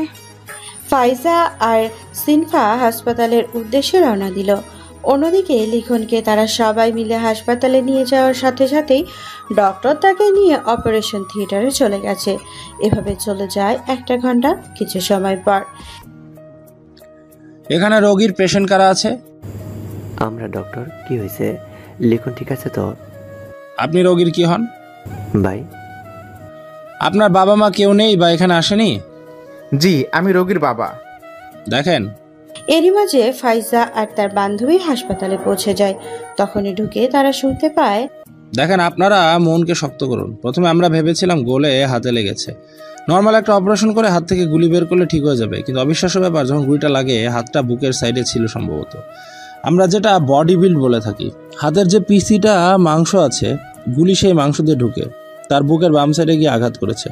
আল্লাহর রহমতে হৃৎপিণ্ডে আঘাত করেনি, পাশ দিয়ে গিয়ে ফুসফুসে আঘাত করেছে। রোগীর নিঃশ্বাস নিতে প্রচুর পরিমাণে কষ্ট হচ্ছে। আমরা কোনোভাবে ব্যাকআপ দিয়ে রাখছি, জানি না কিভাবে বুকের হাড়ের ফাঁকা দিয়ে ঢুকে গেল। বুকের হাড়ে লাগলেও গুলিটা বেঁধে থাকতো। কিন্তু পেশেন্টের ভাগ্য খুব একটা ভালো ছিল না। ইমিডিয়েটলি এই বন্ড পেপারে সিগনেচার করে দিন।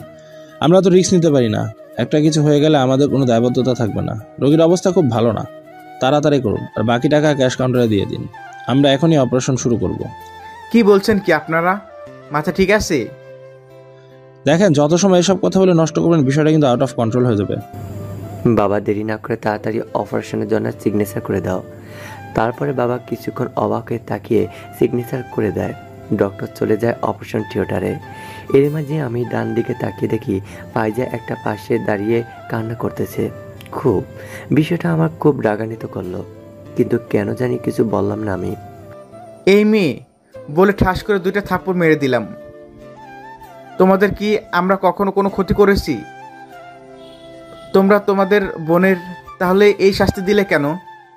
আমার ছেলেকে কেন কেড়ে নিচ্ছ? কথাটা শুনে ফাইজা লিটনের বাবার পা ধরে কান্না করতে শুরু করে। তাওই বিশ্বাস করেন, আমি ইচ্ছে করে করিনি। কি থেকে কি হয়ে গেল আমি কখনো জানলে এমন করতাম না, বিশ্বাস করেন। তোমার বিশ্বাস কি আমার ছেলেকে ফিরে আনবে? বলো, আনবে? এরই মাঝে হাসপাতালে ফাইজার আব্বু আম্মু, বোন এবং লিটনের মা প্রবেশ করে।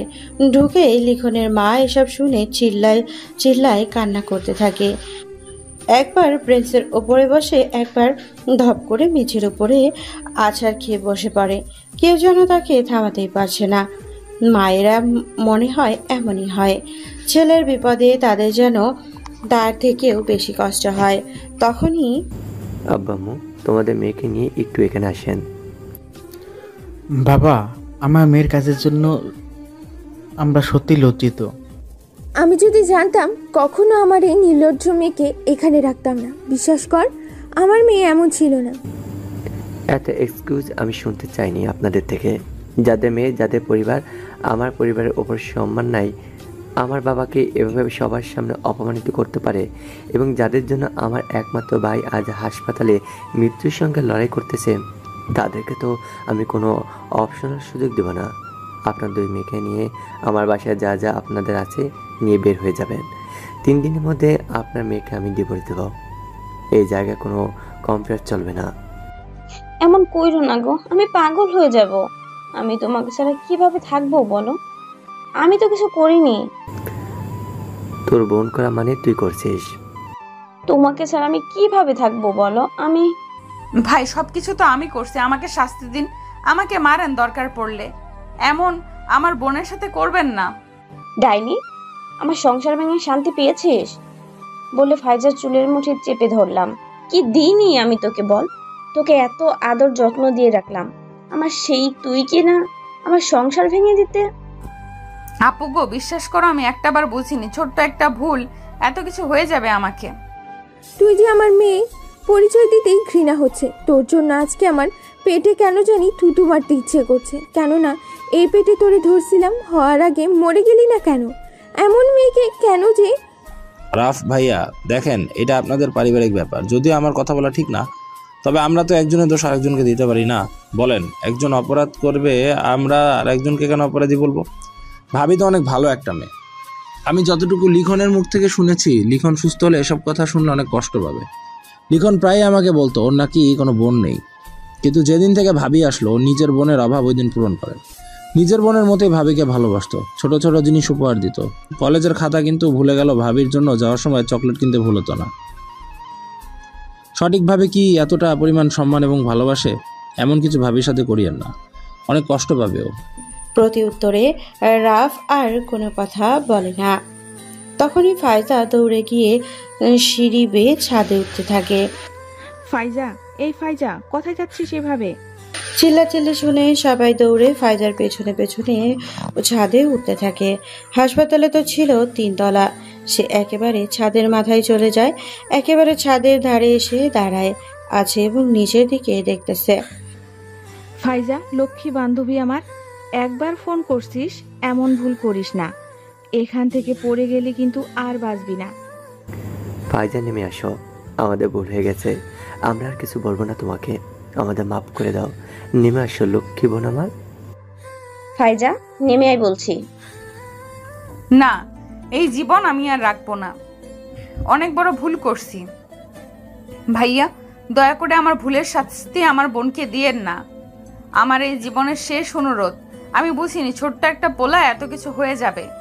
মা, বাবা, আমাকে মাফ করে দিও। আর মা, তুমি তোমার পেটে থুতু দিও না। এই কথাটা শুনে আমার অনেক কষ্ট হয়েছে।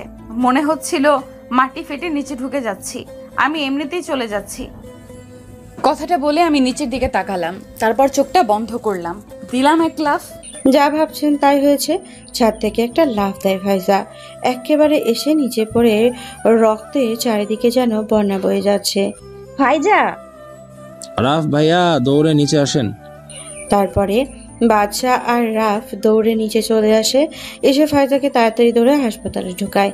তাকে দ্রুত ওটিতে নিয়ে যাওয়া হয়। চলে ভয়াবহ অপারেশন। বাবা, আমি গল্প লিখতে লিখতে নিজেরই বুকের মধ্যে কাঁপাকাঁপি শুরু হয়ে গেল। ফাইজা কি বাঁচবে আর লিখন, নাকি 2জনই মারা যাবে, নাকি একজন মারা যাবে একজন বেঁচে থাকবে? আজ সারা জীবনের ব্যথাটা নিয়ে, ভালোবাসার ব্যথা নিয়ে বেঁচে থাকবে, আক্ষেপ, আকাঙ্ক্ষা, যন্ত্রণার সাথে। লিখনের বাবা মা কি তাদের ছেলেকে হারিয়ে ফেলবে, নাকি ফাইজার বাবা মা তাদের মেয়েকে হারিয়ে ফেলবে? কি হবে বলেন? দেখবেন নাকি শুনবেন? চলেন, 2টাই করা যাক। যাই হোক, রেডি থাকেন। এভাবে দেখতে দেখতে 2টা ঘন্টা চলে যায়। এরই মাঝে লিখনের অপারেশন থিয়েটার থেকে ডাক্তার অপারেশন করে বের হয়ে আসে। ডাক্তার, আমার ছেলে কেমন আছে? বলেন বলেন, আরে বলেন না কেন, চুপ কেন? আমার ছেলে বেঁচে আছে তো। কি হলো ডাক্তার, আপনি চুপ কেন? আমি তখনই ডক্টর দিকে তাকাই। ডক্টর মাথা নিচু করে ফেলে। তখন যেন আমার আকাশটা ভেঙে চুরমার হয়ে যায়। আমার ভাইটাকে কি আমি হারিয়ে ফেললাম? আপনারা এত আতঙ্কিত হবেন না, অপারেশন সাকসেসফুল। লিভার সুন্দরভাবে আমরা ট্রান্সফার করে দিচ্ছি। এখন দুঃখের ব্যাপার হচ্ছে এবং ভয়ের ব্যাপার হচ্ছে রোগীর জ্ঞান ফিরতেছে না। আগামী 3 ঘন্টা 30 মিনিটের মধ্যে জ্ঞান না আসলে আপনাদের আশা ছেড়ে দিতে হবে। আজীবনের জন্য আর জ্ঞান আসবে না। লিখন! কথাটা বলেই সেন্সলেস হয়ে যায়, তাকে ওখানেই ভর্তি করা হয়। হায় রে হাসপাতাল, এক ঢেলে কয় পাখি মারবা? ফ্রি ফ্রি এতগুলো রোগ, টাকার ভাগ কিন্তু আমাকেও দিও। 2 পেশেন্ট 113-তে কে আছেন? ফাইজা নামে। তারপর তারা সবাই ওইখানে দৌড়ে যায়। অপারেশন সাকসেস, তবে পায়ের একটা হাড় ভেঙে গেছে। প্লাস্টার বললে হবে না, ভয়াবহ ভাঙছে। আমরা স্পোক দিয়ে হাজ জয়েন্ট দিয়ে দিছি, আর শরীরে 2-1টা জায়গায় কিছু কেটে গেছে। ভাগ্য ভালো যে এমন ঘটনা হাসপাতালের পাশে হয়েছে। দূরে হলে রোগীকে নিয়ে যাইতে যাইতে মোর মারা যেত। রোগীকে এমন কি বলছেন যেমন সুইসাইড করার মতো পজিশনে চলে যায়? আপনাদের মতো ঘরের মেয়ে যদি সুইসাইড করে তাহলে সমাজ আজ কোথায় দাঁড়িয়ে? এটা কোনো কথা না। এই যাত্রা না হয় বেঁচে গেছে, পরের বার কি হবে বলেন? দেখে শুনে রাখবেন সবাই মিলে। মা, আমাকে মাফ করে দে রে, আমি রাগের মাথায় কথা বলেছি। না মা, আমি কিছু মনে করিনি। আমি তোমাদের মাফ করব কোন দিক দিয়ে? আমি তো কিছু মনে করিনি। তোমাদের জায়গায় যে কেউ থাকলে এমন করতো। সরি ফাইজা। সমস্যা নাই ভাই, আমি একটু লিখনের কাছে যাব, নিয়ে যাবেন? এই অবস্থায় বোন সম্ভব না তো ওর তো। তারপর আমি সমস্ত ঘটনা ওকে খুলে বললাম লিখনের ব্যাপারে। কোন কথাটা আমি ওর কাছে যাব বলেই আমি চিল্লাচিল্লি করতে শুরু করলাম। তখনই ডাক্তার চলে আসলো। কি ব্যাপার, আপনারা এত উত্তেজিত করছেন কেন রোগীকে? আমি লিখনের কাছে যাব, আমাকে লিখনের কাছে। এভাবে তো সম্ভব না। আমি জানি লিখন আমাকে পেলে ঠিক ওর জ্ঞান ফিরে আসবে, আমার লিখন ঠিক হয়ে যাবে। আমাকে লিখনের কাছে নিয়ে যাও। প্রথমে কেউ রাজি হয় না এত পাগলামি দেখে, আর না পেরে যখন ডক্টর দেখে এভাবে করলে দুইটারই ক্ষতি হবে, তাই ওর বেডে পাশাপাশি আইসিইউতে দিয়ে দেয়। আর সবাই বাইরে চলে আসে। ফাইজা লিখনের পাশাপাশি বেডে একবারে লাগানোর মতো এই কোন রকম একটা হাত দিয়ে লিখনের মাথায় হাত বুলিয়ে দিতে থাকে আর বলতে থাকে, লিখন আমার লিখন, তুমি আমাকে এত ভালোবাসো, আমি কেন আগে বুঝলাম না? মনে হচ্ছে নিজের মাথার চুল সব টেনে ছিঁড়ে ফেলি। আজ দেখো তোমাকে হারাতে বসেছি, তখন তোমার ভালোবাসা বুঝতে পারছি। এই জন্যই মানুষ বলে দাঁত থাকতে কেউ দাঁতের মর্ম বোঝে না। আমি দেখো ঠিক তেমন নির্লজ্জ।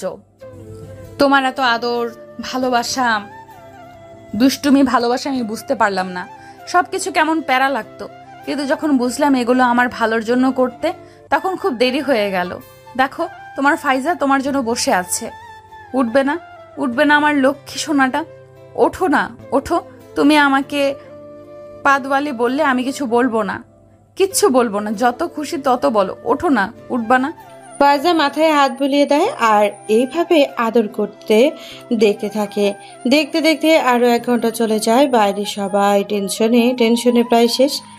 এরই মাঝে লিখন, ও লিখন লক্ষ্মী, ওঠো না। দেখো তোমার ফাইজা তোমার জন্য বসে আছে। দেখো ওঠো না লিখন। ওই স্যামরা।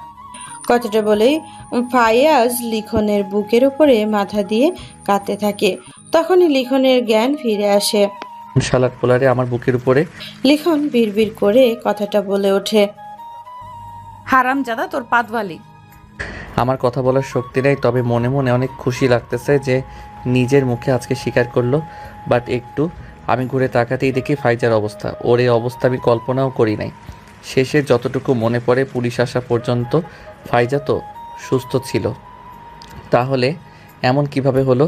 আমার যেন ভিতরে অস্থির হয়ে যাচ্ছে, না চাইতে চোখ দিয়ে টপ টপ করে পানি পড়তে থাকলো। এখন আর চোখে পানি না, আমি আছি আর কখনো কাঁদতে দিব না বলেই আমি ওর চোখের পানি মুছিয়ে দিলাম। এরপর ওর কপালে একটা চুমু এঁকে দিলাম। আমাকে মাফ করে দাও গো, আমি বুঝিনি ছোট্ট একটা ভুল এত কিছু হয়ে যাবে। আর যদি বুঝতে পারতাম তাহলে কখনো এমন করতাম না। কথাটা শুনতেই লিখন অভিমানী মুখটা অন্যদিকে ঘুরিয়ে রাখলো। আর তখনই দেখো এবার কিন্তু আমি সত্যিই মরে যাব। একবার মরতে মরতে ফিরে এসেছি। এতদিন বুঝিনি তোমার ভালোবাসা, আজ যখন বুঝতে পেরেছি দূরে ঠেলে দিও না। তোমার এই ভালোবাসা ছাড়া আমি আর থাকতে পারবো না, কোনোভাবেই আমার পক্ষে সম্ভব না। যদি এমন করো এর থেকে আমাকে মেরে ফেলো। তখনই লিখন মুখটা ঘুরিয়ে ডান হাতটা কষ্ট করে তুলে আঙ্গুলে ফাইজার ঠোঁটে দিয়ে চুপ করতে বলে। তখন আর ফাইজার বুঝতে বাকি থাকে না যে সে তাকে মাফ করে দিয়েছে। ফাইজার লিখনের বুকের ওপরে পড়ে হু হু করে কান্না করতে থাকে। তার কান্না যেন কিছুতেই বাদ মানে না। আগে দেখে চোখের পানি, অন্যদিকে অন্তরের প্রাপ্তির প্রশান্তি, সবকিছু মিলে যেন একাকার। এই একাকারে যেন ভালোবাসার এরই মাঝে আইসিইউর জানালা দিয়ে বাদশা তাকিয়ে দেখে লিখনের চোখ খোলা। সে যেন এক প্রশান্তিময় নিঃশ্বাস নেয়। এটা যেন শান্তির নিঃশ্বাস, বন্ধুত্ব ফিরে পাওয়ার নিঃশ্বাস। তখনই তারা তাড়াহুড়ো করে সবাই কিভাবে প্রবেশ করে, কিন্তু ভেতরে প্রবেশ করে যা দেখে তারা যেন সত্যিই হতবাক। কারোর কল্পনায় ছিল না এমন দৃশ্য তারা দেখবে। দেখে লিখনের বুকের উপরে ফাইজা মাথা দিয়ে রাখছে, আর লিখন ডান হাত দিয়ে মাথায় হাত বুলিয়ে দিচ্ছে। এই, আমার লজ্জা করে, আমি আর যাবো না। আমি লিখনের কানের কাছে গিয়ে বিড়বিড় করে বললাম, ওই শালা হারামজাদা, সবাই দেখছে, এখানে বাসর করবি নাকি? ঠিক বলছেন বিআই সাহেব। অনেক কিছু তো বুঝলাম, তবে এত কিছু কবে হলো? আমি গিয়ে দুইটার কান ধরলাম। কিরে হারামজাদা, হারামখোর দুইটা! উপরে উপরে নিম পাতা, ভিতরে রসমালাই না? আর বাইরে বাইরে ঝামেলা আমাদের হচ্ছে। তোরা বাড়ি ফের, তারপর। বউ কি বুঝলে? ভিতরে টাঙ্কি মেরে একাকার, আর উপরে আমাদের সামনে কি প্রকাশ করছে, বুঝতে পারছো ব্যাপারটা? তুমি আমার সাথে কথা বলবে না, তুমি আমার কেউ না। আমার উপরে এভাবে রাগ করো না। ওই সময় তো রাগের মাথায় কথায় কথায়। যে লোক রাতে মুততে উঠলেও বউ লাগে, সাথে করে নিয়ে যাওয়া লাগে, সেই লোক কত বড় ডায়লগ মারছে। তুই আমার সাথে কথা বলবি না। রাগ করিও না, কেমনি কি হয়? আচ্ছা, বউ না হলেও পরে বুঝিয়ে বউ করে নেব। এখন এদের যে অবস্থা, এদের না আটকালে এখানে উল্টাপাল্টা করে নেবে। আপাতত শালি হলে তো দোষের কোনো নেই। আ করে হা বন্ধ করো শালি মশাই। ভাইয়া ভাবি, তোমরা কি লাগালে? এখানে আঙ্কেল আন্টি তাও মাওই সবাই আছে, সাবধানে কথাবার্তা বলবে না? আমাদের নির্লজ্জ বংশ, এখানে লজ্জা নেই। কিরে নির্লজ্জ মেয়ে, এখনো বুকের উপরে সবাই আছে তো? এ থাকলেও না থাকলেও দেখার বিষয় না। আমি আমার জামাইয়ের বুকের থেকে সরবো না। কি বলে মেয়ে, এখনো বিয়ে হলো না? বিয়ে হলে হলো, না হলে না। ও আমার জামাই, আর কিছু বুঝি না। আর আমি ওর বউ, পাতবতী। ও ভাই, মারো মুঝে মারো। এতদিন শুনেছি মায়াবতী হয়, এখন শুনছি পাতবতী। এভাবে দুষ্টুমিতে দিন কাটতে থাকে। দেখতে দেখতে 3টা মাস চলে যায়। এরই মাঝে ফাইজা আর লিখন মোটামুটি সুস্থ। এরপর তাদের বাসায় নিয়ে যায়। বাসায় গিয়ে কিছুদিন তাদের যত্ন সেবা নেওয়ার পর তারা এখন মোটামুটি সুস্থ। কিরে, হবু বউ পেয়ে বাসা থেকে বেরোচ্ছিস না? দূর, কি বলিস? কই তুই? এই বাসার নিচে মতিয়ার মামার চায়ের দোকান। আমি আসছি, 2টা চা বানাতে বল। শালা হারামখোর, হারামজাদা, বদমাইশ, বদনা বাজা। এত টাকা এত জায়গায় খরচ করি, আমার দরকার পড়লে নিজে থেকে 10-20 হাজার 50 হাজার দিয়ে দিস। এই চা খাইতে, এইটা ওইটা খাইতে আমার সাথে এমন ছ্যাঁচড়ামো করস কেন? এই 5-10 টাকায় কি মজা পাস? বন্ধুর কাছে 5-10 টাকার খাবার মজা যে কি, এটা 5 স্টারের হোটেলে খেয়েও এরকম স্বাদ লাগে না। যারা যাদের বন্ধু বান্ধবীর কাছে খায় তারা জানে। কি বলেন পাঠকরা? তাড়াতাড়ি নিচে আয়। আমি নিচে গিয়ে ওর সাথে চা খেতে থাকলাম। এত মাসেও শুরু থেকে ঘটনা আমি জানি না, কেউ আমাকে বলে নাই। আমি ওকে জিজ্ঞেস করলাম ফাইজার ব্যাপারে, ও কেমনে এত অসুস্থ হলো। তারপরে বাদশা সমস্ত ঘটনা আমাকে খুলে বলে শুরু থেকে। কথাগুলো শুনে আমি অনেকটা অবাক হই এবং চমকে উঠি। সত্যি অবিশ্বাস্য ছিল। তবে এত মাসে ফাইজা যে আমাকে যত্ন করছে, বিয়ে করা বউ ফেল। একটা পানি লাগলে পানি ভরে খেতে দেয় না, নিজে থেকে সব কিছু এনে খাওয়ায়। যখন যা লাগে সব দেখা শুরু করে। সত্যি মেয়েটার চেঞ্জগুলো অনেক অনেক ভালো। এমন একটা বউ পাওয়া ভাগ্যের ব্যাপার। তাড়াতাড়ি অফিসিয়ালি বিয়ে করে নিতে হবে, তাহলে তো T20 ম্যাচে বিড়াল মারার লাইসেন্সটাও তো পেয়ে যাব। দোস্ত, এত কি ভাবিস বল? যাই হোক, বিয়েটা তো করে ফেলবি সামনে। আমার কি অবস্থা রে? আমি কাজটা সেরে নেই, তারপরে না হয় তোর ব্যবস্থা করব। এভাবে দেখতে দেখতে আরও 3টা মাস চলে যায়।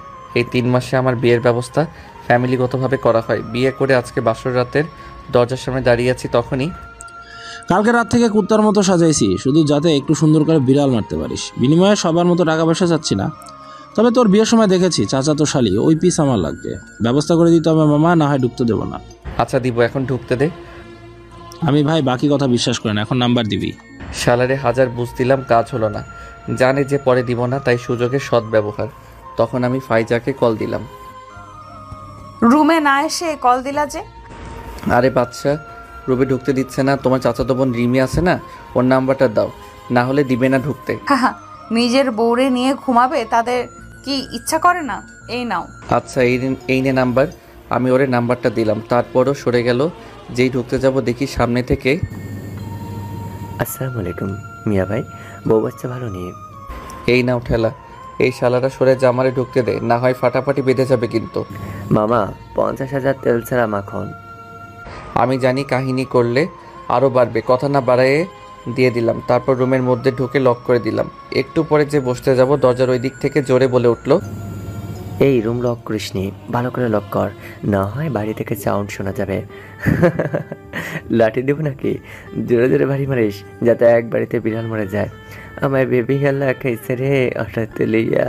হ্যাঁ, বারে বারে বাড়ি মারে, বিড়াল মারে না রে। আমায় বেবি আল্লাহ খাইছে রে অটো তুলিয়া।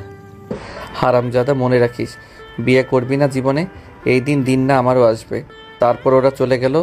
আমি গিয়ে ফাইজার সামনে বসলাম। ঘন্টা দিয়ে বসে আছে লাল টুকটুকে শাড়ি পরে। আমি বিছানায় বসলাম। ঘোমটাটা তুলতেই ফাইজা আমার দিকে তাকিয়ে একটা চোখ মারলো। আমার জন্য একেবারে হাটে লাগলো। ও মা গো, তোমার ছেলেরে মাইরা ফেলছে পাদওয়ালি। সোনা পাদওয়ালি না পাদবতী হবে? জীবনে পাদওয়ালি অনেক বলছো, আজ থেকে দেখবা এই পাদবতীর শক্তি দেখবা। আজকে রাতে আমি খতম, পুরোপুরি খতম। এ খেলা দেখতে চাইয়া লজ্জা দিবেন না। আদেশক্রমে কর্তৃপক্ষ। এ খেলা করিতে চাহিলে বিয়ে করা লাগবে, তারপরে বাসর রাত্রে দেখতে পারবেন। আর যদি বউ থাকে হাত মুখ ধুয়ে চলে যান রুমে, তাহলেই বাকিটা পাতিহাস পদ্মবতীর খেলা দেখবেন। যাই হোক, গল্পটা কেমন লাগলো অবশ্যই কমেন্ট করে জানাবেন। এমন গল্প দেখতে চাইলে অবশ্যই চ্যানেলটি সাবস্ক্রাইব করে রাখবেন। ধন্যবাদ।